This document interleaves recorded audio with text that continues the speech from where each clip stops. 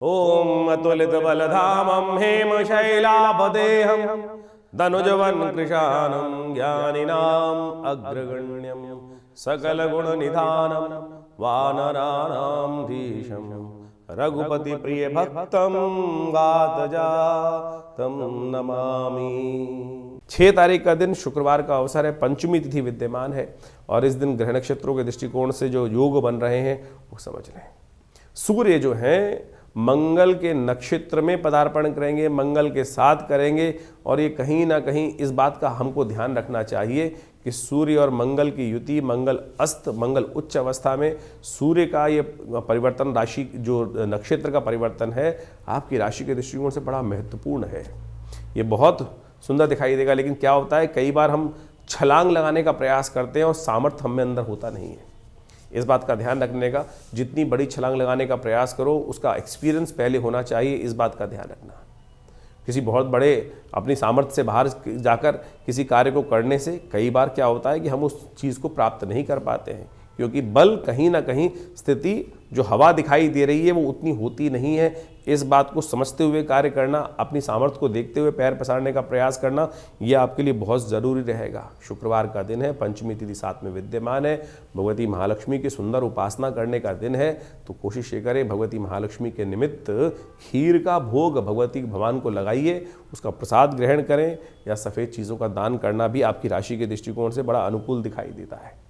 7 तारीख का दिन 7 फरवरी का शनिवार का दिन बन रहा है, साथ में षष्ठी तिथि विद्यमान है। धन योग आपकी राशि में बनकर तैयार होने वाला है और ये धन योग आपकी राशि के दृष्टिकोण से जो तैयार होने वाला है, ये ऐसा योग बना रहा है कि जितनी मेहनत उतना लाभ, गारंटी ग्रह आपके लिए अवश्य लेगा। सही दिशा में चलो, सही मेहनत करो और ये मान के चलना 2 कदम पे 2 लाभ, 10 कदम पे 10 लाभ, 50 कदम पे 50 लाभ आपकी राशि के दृष्टिकोण से ऐसा योग बनता दिखाई दे। यानी इसी तरह से आपका कर्म निष्फल नहीं होता दिखाई दे रहा, आपकी मेहनत बेकार नहीं होती दिखाई दे रही। ये ग्रहों का योग आपकी राशि के दृष्टिकोण से इस प्रकार का बनकर तैयार हो रहा है। आपकी राशि के दृष्टिकोण से ऐसा योग बन रहा है कि आपके घर वालों की तरफ से जो मेहनत प्राप्त होगी, आपके लिए जो निजी हाथ से जो मेहनत प्राप्त होने के योग बनेंगे और राज्य से भी कहीं ना कहीं लाभ प्राप्ति के योग आपकी राशि में इस वक्त बनकर तैयार होते दिखाई दे रहे हैं। सर्वार्थ सिद्ध योग साथ में विद्यमान है, वो आपके लिए बड़ा कल्याणकारी रहेगा।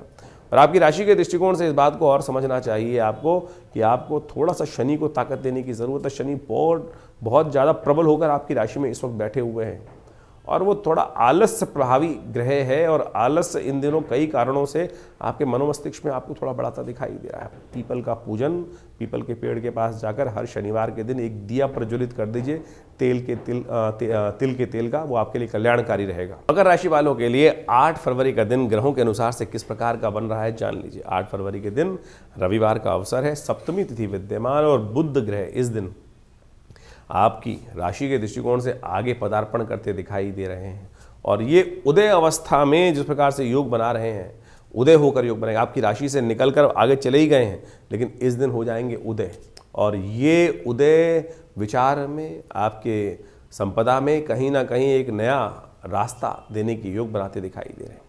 यानी ये रिजल्ट जो मान के चलें, शुक्र का परिवर्तन की तरफ चले जाना, बुध का परिवर्तन की तरफ चले जाके उदय हो जाना, शुक्र का उदय हो जाना, अब ये चीज़ें आपके लिए बहुत पॉजिटिव वे में आगे बढ़ती दिखाई दे रही हैं और बहुत जल्दी आपके मनोमस्तिष्क में पॉजिटिव, जितना पॉजिटिव वातावरण रखोगे ना उतना बढ़िया होगा। नेगेटिव मत सोचो।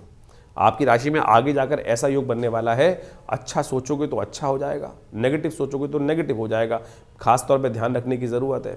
फरवरी में ऐसा योग आपकी राशि में बनकर आने वाला है तो उसकी आदत पहले से डाल लो। जी हाँ, अच्छा सोचो, पॉजिटिव कर कर दिखा दोगे, ऐसा योग आपकी राशि में बनकर तैयार होता दिखाई दे रहा है। धन योग आपकी राशि में, श्री का योग आपकी राशि में इन दिनों बनकर तैयार है, बिल्कुल बना हुआ है, तो इसलिए उसको पॉजिटिव वे में लेते हुए कार्य करने का प्रयास करें। भगवान सूर्य को सुबह सुबह प्रणाम करें, उनके निमित्त थोड़ा अर्घ्य देने का प्रयास कीजिए, वो आपके लिए बड़ा कल्याणकारी योग बनाएगा। 9 तारीख का दिन सोमवार का दिन है और साथ साथ इस दिन अष्टमी तिथि विद्यमान है, जानकी अष्टमी का योग बन रहा है। ग्रह नक्षत्रों के दृष्टिकोण से, ग्रह आपकी राशि के दृष्टिकोण से हमें करीब 80% आपके फेवर में दिखाई देते हैं। ये ग्रहों का योगायोग आपके फेवर में है, लेकिन ध्यान रखना स्वास्थ्य के दृष्टिकोण से थोड़ी सी समस्याएं इन दिनों कहीं ना कहीं से छुपी हुई हैं, वो दबी ही रहे, वो बहुत अच्छा है। इसके लिए पीली चीज़ों का दान अवश्य करने का प्रयास करें। पीली चीज़ों का दान, चने की दाल को भिगोकर गौशाला में दे दें, पीले वस्त्र का दान दे दें, कुछ और नहीं तो केले का दान विशेष तौर पर करने का प्रयास करें। हो सके तो किसी न किसी रूप में स्वर्ण को अपने साथ रखने का प्रयास करें।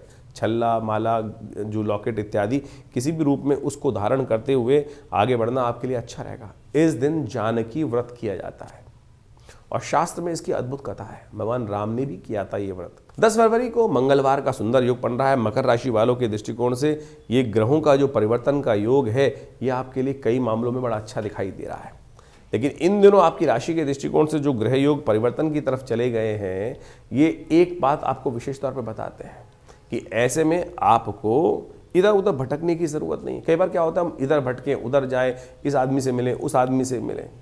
अरे बहुत ज़्यादा भटको मत, शांति से एक जगह बैठकर चीज़ों को समझते हुए कार्य करने की ज़रूरत है। आपके पास बहुत कुछ है, आपके पास जो है उसी को यूटिलाइज करते हुए कार्य करना है। इन दिनों ध्यान रखना, बेकार के चक्करों में इधर उधर भटकने से कोई गलत व्यक्ति आपको टकरा सकता है और लाभ की बजाय नुकसान की स्थिति उत्पन्न कर सकता है। ऐसा ग्रहों का योग चला। चंद्रमा हो गए हैं नीच के, और ये चंद्रमा जब नीच के आपकी राशि के दृष्टिकोण से आपको खासतौर पर समझ के रहना चाहिए। चंद्रमा का जो कमज़ोर अवस्था में आना, मन का कमज़ोर अवस्था में आना, कच्ची अवस्था में मन के आ जाना, वो कहीं ना कहीं आपको अपनी शक्ति को भुला देता है और फिर आप दूसरे पर के बाहुबल पर ज़्यादा विश्वास करने लगते हैं और वही समस्या का कारण बन जाता है। सुंदर रूप से मंगलवार का सुंदर योग है। हनुमान जी का स्तवन करो ना। हनुमान जी को भी यही भाव था, वो अपनी शक्ति को पहचान ही नहीं रहे थे।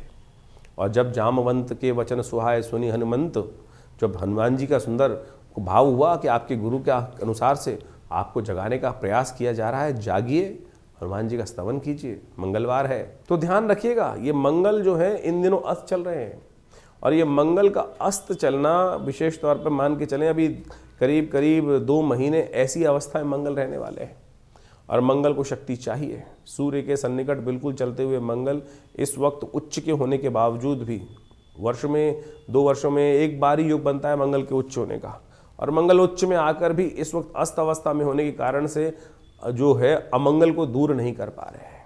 हनुमान जी की कृपा चाहिए, थोड़ी शक्ति चाहिए। आप अपनी शक्ति भूले बैठे हो। इस वक्त आपकी राशि में जिस प्रकार का योग बन रहा है उसको कैसे ठीक किया जाए, देखिए बड़ा सीधा साधा रास्ता है। हनुमान जी की प्रार्थना करें ना। तुलसी बाबा ने इतना सुंदर स्तोत्र आपके समक्ष उपस्थित कर दिया है जिसको कहा जाता है सुंदरकांड, उसका पाठ करें। समय कम लगता है तो हनुमान चालीसा का पाठ कर लीजिए। देखिएगा ये हर मंगल के मंगल यदि सुंदरकांड का आप पाठ करें या करवाएं अपने नाम से, तो हनुमान जी की कृपा से बहुत सारे कष्ट जो है वो कैसे आपके दूर हो जाते हैं। ये हमने देखा है बहुत सारे लोग, और हमारे पास ऐसे लोग हैं, बहुत सारे लोग हैं जो हर मंगलवार को कहते हैं कि हमारे नाम से तो अवश्य कुछ ना कुछ भगवान का भजन हो जाए तो समस्त रूप से कष्ट दूर होने के योग बनाएंगे। तो उसी श्रृंखला में आज शाम मंगलवार की शाम को विवेकानंद योगाश्रम में सुंदर रूप से सुंदरकांड का पाठ रहेगा, हनुमान जी का यज्ञ रहेगा, सुंदर सवामणि का भोग रहेगा। तो आप सब सादर आमंत्रित हैं, स्वयं भी आ सकते हैं और बहुत दूर बैठे हैं तो हमारे साथ लाइव हमारे चैनल पर जुड़कर समस्त कार्यक्रम के साथ जुड़ सकते हैं। अपने नाम से उस यज्ञ में आहुतियाँ देना चाहें तो उसके लिए व्यवस्था है और संपर्क सूत्र आपके समक्ष हैं, उनसे जुड़ सकते हैं हमारे साथ। ग्रहों का योगा योग आपने अभी समझा कि दिन पर दिन आपके ग्रहों के अनुसार से योगा योग क्या कुछ परिवर्तन आपके जीवन में कर रहे हैं। शुक्र बदल के योग बना रहे हैं, बुध राशि परिवर्तन का योग बना रहे हैं, उदय होने जा रहे हैं दोनों ग्रह। दोनों ग्रहों का उदय होने का जो प्रभाव है बहुत ही शुभ है। कई प्रकार के परिवर्तन, नए योग आपकी राशि के दृष्टिकोण से बनते आपने देखे। लेकिन इसके साथ साथ इस फागुन मास का यदि प्रभाव देखें, एक तो सूर्य बहुत जल्दी परिवर्तन करेंगे राशि, लेकिन इसके साथ साथ जो आपकी राशि आपका योगा योग जो बन रहे हैं विश्व के दृष्टिकोण से भी वो समझने की आवश्यकता है। 5 मंगलवार का योग पड़ रहा है इस फागुन के महीने में, और साथ साथ 5 सोमवार का योग भी पड़ रहा है। एक वृश्चिकारक है, शुभ योग बनाता है, और एक कहीं ना कहीं रक्त रंजित राजनीति का भी एक योग बनाता है। रक्तेन पूरिता मही शास्त्र कहता है, और छात्रभंग जो छत्रभंग होने का कहीं ना कहीं योग भी बनता है।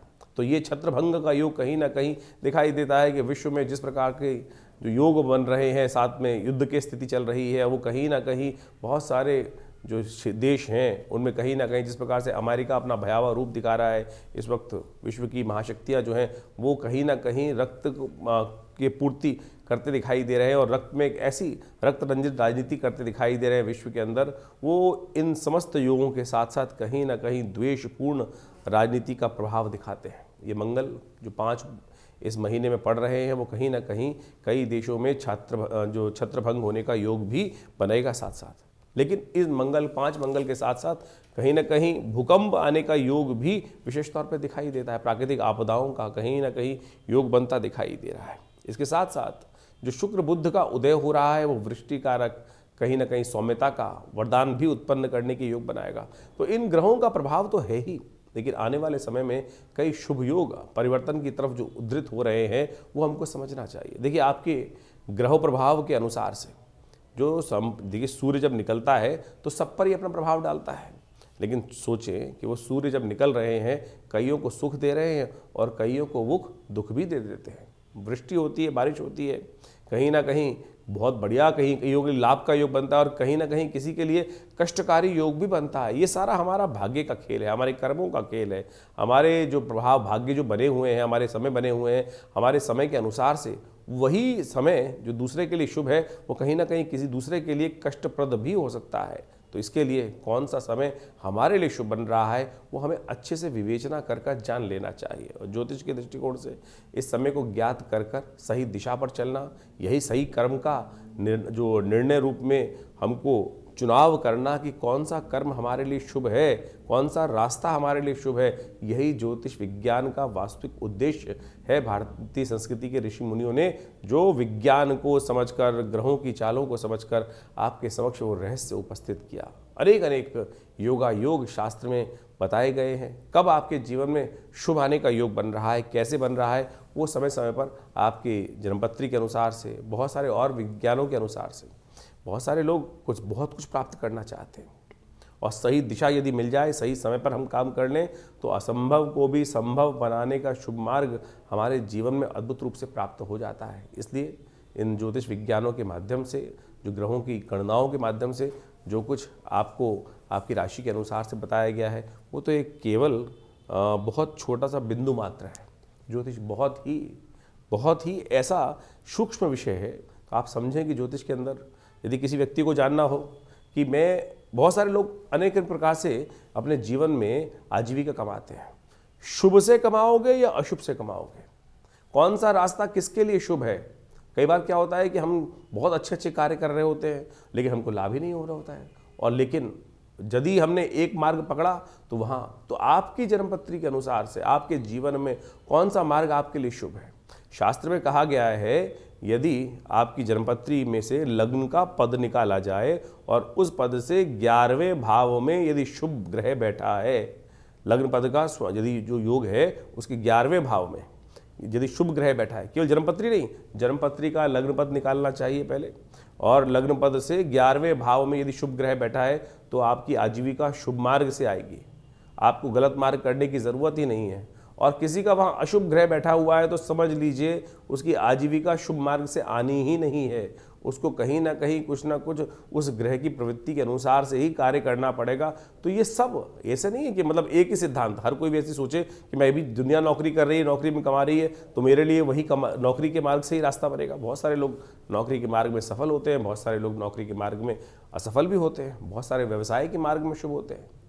इस संसार में इतने सारे जो क्षेत्र है, कोई मिट्टी बेच रहा है, कोई हवा बेच रहा है, कोई तेल बेच रहा है, कोई और लकड़ी बेच रहा है, कोई कुछ और कर रहा है, विभिन्न मार्गों में हर कोई उसी तरफ भागना शुरू कर दे तो हर एक के लिए वो मार्ग शुभ नहीं होता। आपके लिए कौन सा मार्ग शुभ है, ये ज्योतिष विज्ञान के अनुसार से बाल्यकाल में ही माँ बाप माता पिता बहुत प्राचीन काल में समझ लेते थे। जैसे आप सोचो बड़ी बड़ी कथाएं विद्यमान हैं कि किस प्रकार से और कैसे आपके जीवन में विजय के योग बनने हैं, वो सब ऋषि महर्षियों ने पहले ही बहुत सारे लोगों को बताया और उस मार्ग पर चलकर समस्याओं का निदान भी हुआ और साथ में जीवन का लक्ष्य बहुत आसानी से प्राप्त हो गया। नहीं तो भटकते रहो इधर उधर ऐसे वैसे और फिर जीवन में कहाँ रास्ता बनना था और कहाँ हम पहुँच गए। बाद में पता चलता है कि उस मार्ग से चल लेते तो ठीक बहुत जल्दी पहुँच जाते। तो इस विज्ञान को सही रूप से समझकर आप अपने जीवन में लाभ के रास्ते और संशय को हटाने का प्रयास करें। बहुत सारे विचित्र कुतर्की लोग होते हैं जो समय समय पर कुछ ना कुछ व्यंग्यात्मक तौर पे कुछ ना कुछ भाव उपस्थित करते रहते हैं। इन व्यंग्य के चक्कर में ना फंसें, आप शास्त्र की निर्णायक विधि के अनुसार से समझकर उन चीज़ों पर अपने लाभ को लेने का प्रयास करें, तब बुद्धिमानी होती है तो आपके लिए कल्याण का मार्ग होगा। और हम लगातार आपके साथ अपने चैनल के माध्यम से जुड़े ही रहते हैं। और जो कोई प्रत्यक्ष रूप से आश्रम पे आने चाहते हैं तो बहुत सारे समय समय पर जो यज्ञ इत्यादि होते ही रहते हैं। नित्यवती आश्रम पे करीब करीब 8 घंटे का यज्ञ रहता है और रविवार को एक जो सब साधारण के लिए कार्यक्रम रहता है सुबह 8:30 बजे से लेकर करीब करीब 10 बजे 11 बजे तक।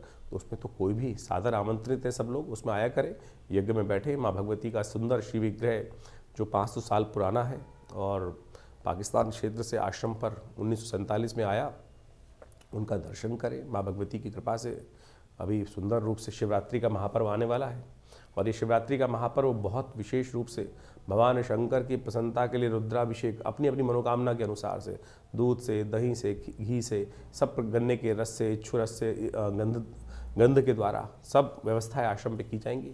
आप आइए, उसमें बैठिए। आने वाली जो 15 फरवरी है उसमें ये बड़ा उत्सव रहेगा। अपना स्थान आरक्षित कर आप उस यज्ञ में पधार सकते हैं। भगवती की कृपा से आपकी मनोकामना सिद्धि के योग बहुत अद्भुत रूप से बनेंगे।